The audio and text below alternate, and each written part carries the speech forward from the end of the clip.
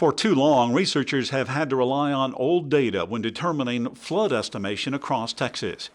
This project, headed up by the Texas Tech Center for Multidisciplinary Research in Transportation, was designed to update the Texas Generalized Skew map for the Texas Department of Transportation Hydraulic Design Manual. The map that we have in HDM right now was produced in 1996, right? And so it was based on older record and a smaller record. So the greater the record you have, the more accuracy you have.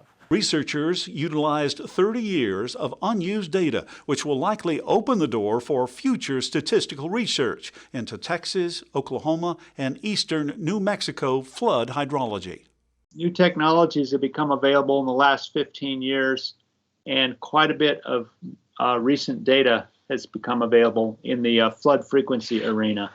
And that's important for transportation infrastructure design, in particular bridges, culverts, roadways, and associated drainage infrastructure. Those skew values are used in developing a gauge analysis.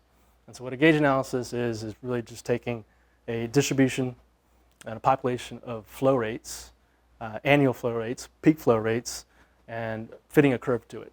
And that curve shape is changed based on what region you're in Texas with the skew. And so it can trend up, it can trend down. The information we used are streamflow records that are stored by the United States Geological Survey for Texas-specific stations and included Oklahoma, parts of New Mexico, Louisiana. Also, those skew values should not abruptly change just because you crossed a state line. So we need to have the adjacent states to help inform our analysis.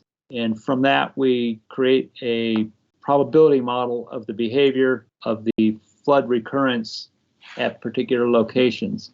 And we found that the skew values for the state, incorporating new data, have changed somewhat from the last time this was done. And the impacts of those modified skew values are fairly important along the coastal bend and the coastal plains of Texas, somewhat in the hill country, and less so out here in the West Texas. And so if you look at the two maps and you put them side by side, there's better resolution too. There's less gaps between the contours.